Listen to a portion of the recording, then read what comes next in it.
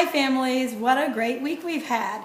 First I want to say thank you Mrs. Bergman especially for coming in with hot cross buns and totally playing the part. The kids paid their pennies, it was amazing. Thank you for the amount of volunteers that we're getting, especially coming up for RTI, and those of you that are willing to do certain things around the classroom to help us have hands-on projects and things to connect to what we're learning. We are getting ready to do Baa Black Sheep, and if you're out at the dollar store, Target, Walmart, and can afford and pick up or are willing to do cotton balls, if you could send in a bag or two of cotton balls, we need quite a few of them. If you could send those in by Monday if possible. And if anyone is willing to help us glue some rhyming pictures onto the cotton balls before Friday, I could get those to you Monday afternoon, and that would give you the week if you would be willing to do that. The more volunteers, the less that we would each do. That would be great. Also, we are put a call out for craft type items, and they don't need to be in full sets. So if maybe you've done a craft project or you have crafty things around the house, just a few extra things here and there, some buttons, those any type of stickers, those pipe cleaners, anything, even if it's bits and pieces of a bigger project, we'll throw them in the tub, and it gives our students the creativity and stuff to be able to show what they know and to have fun creating things.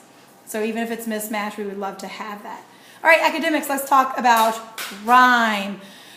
Our kids are moving right along with rhyme. Within their nursery rhymes, we are also taking a different approach this year and teaching them the historical perspective. So they should be able to tell you now, Humpty Dumpty, and that it was believed to be a cannon that fell during the 15th century, and that was the cause of a town surrounded by a wall, of course, to be overtaken. They should also be able to tell you the historical perspectives of hot cross buns and to be able to say it. Next week we are doing Baa Black Sheep. Now's a great time to be breaking out those old-time nursery rhymes and talking about why did people have these? Why did they tell them orally? What was the perspective and why were they doing that? Let's talk about rhyme, R-I-M-E. We are looking at 6 different ways for your students to master this idea of rhyme. The first 3 is the discrimination of rhyme. So if you give your child 2 words, can they tell you if they rhyme or not? So if you told your child, and maybe this is something that you can do in the car easily, fat, rat, do they rhyme? They should be able to say, yes, they rhyme because they have the at the middle and end. Tie, toe. No, those don't rhyme because I and O are different. Just a yes, no, give 2 words. Do they rhyme or not, and why?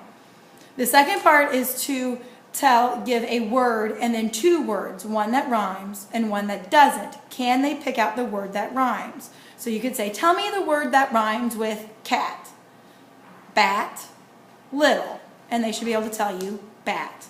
And then mix it up. Don't always put the rhyming word first. Tell me the word that rhymes with kid, kit, bid, and they should be able to say bid.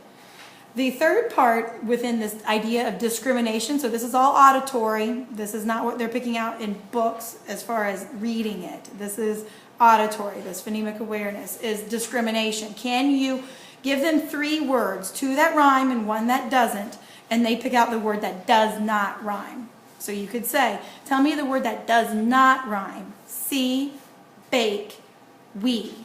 And they should be able to say bake.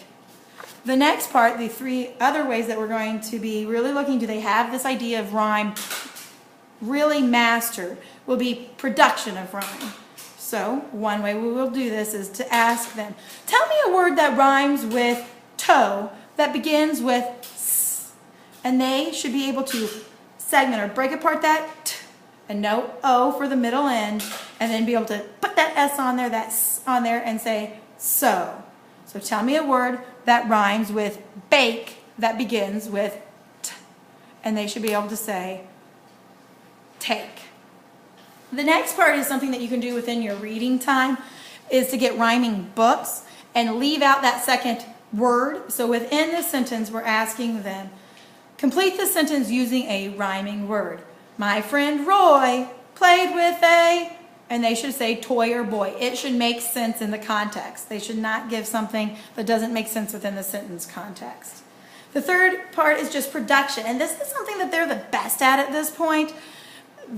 Our class is the best at this. So if I say, give me a word that rhymes with kite, bite, might, they can give nonsense words and it totally counts. This is all auditory. So they could say night, dite, not a real word, but it counts. They're able to break apart the first word, say the middle end, and then put one on it.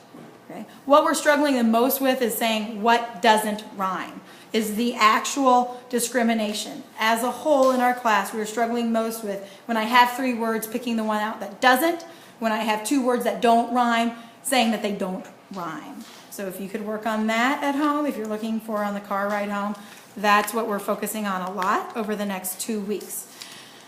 Overall, our kids are becoming masters at number recognition, 0 through 20. Wow, I can tell that you're working on it at home. We're working on it hard here, and they are totally getting it. We have only a few left that are not counting to 50, so keep up that hard work. If your child was not doing it 2 weeks ago, but they have it, continue to do check-ins. Do it fun. Do it, you can't in the car. If you are walking down the street, let's count to 50 and exercise. Make it authentic as possible. All right, some logistics. It's fall weather. Let's talk about what uniforms. If the girls' leggings can be any color, they can have any design on your leggings, same as socks.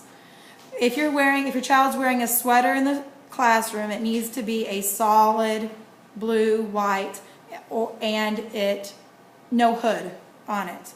Undershirts, no designs, and then they need to be uniform shirt colors, red, white, yellow. They do not have to actually match the uniform shirt. So if they're wearing a red polo, they can wear a white undershirt.